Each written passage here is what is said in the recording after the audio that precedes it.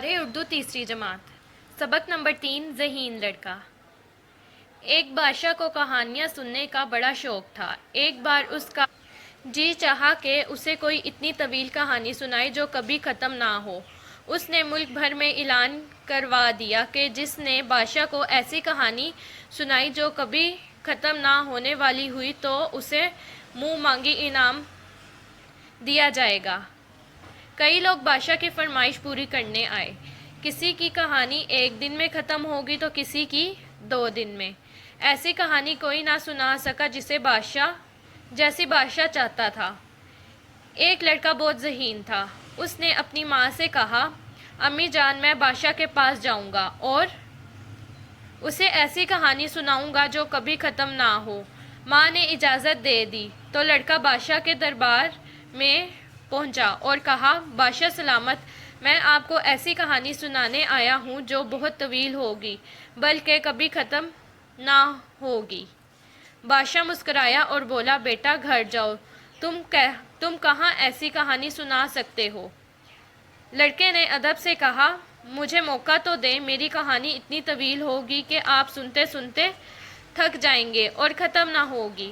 بادشاہ نے کہا، اچھا تو سناؤ کہانی۔ اب لڑکے نے کہانی شروع کر دی۔ ایک تھا بادشاہ، اس کا ملک بہت خوشحال تھا۔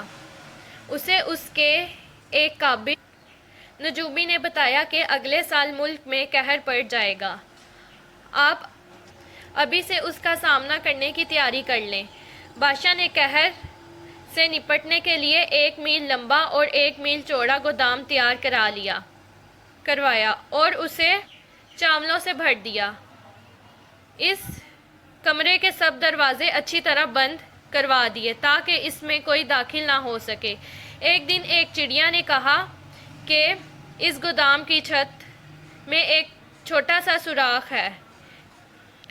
چڑیا سوراخ سے گودام میں داخل ہوئی اور چاول کا ایک دانہ چونچ میں لے باہر آ گئی۔ اسے چاول کا دانہ لاتے دیکھا تو ایک اور چڑیا سوراخ کے راستے گودام میں چلی گئی۔ وہ بھی چاول کا ایک دانہ لے کر باہر آ گئی۔ اس کے بعد ایک اور چڑیا اندر گئی اور باہر آئی تو ایک دانہ اس کی چونچ میں تھا۔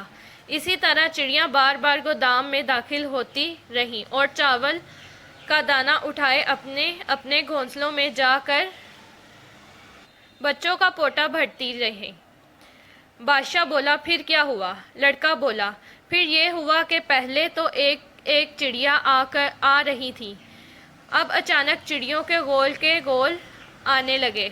آسمان پر ہر طرف چڑیوں کے علاوہ کچھ اور نظر نہ آ رہا تھا۔ چڑیاں بار بار سوراخ سے گودام میں داخل ہوتی اور چونچ میں چاولوں کا دانہ لے باہر آ کر فضا میں غائب ہو جاتی۔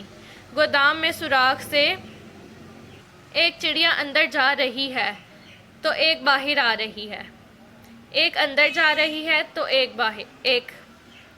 بادشاہ اس کی بات کاٹ کر بولا، بس کرو، یہ بتاؤ اس کے بعد کیا ہوا؟ لڑکا جھٹ بولا، بادشاہ سلامت، جب چڑیاں چاولوں کے سارے دانے لے جائیں تو کہانی آگے بڑھے گی۔ بادشاہ مسکرایا اور کہنے لگا، بس کرو، مان گیا، تمہاری کہانی کبھی ختم نہیں ہوگی۔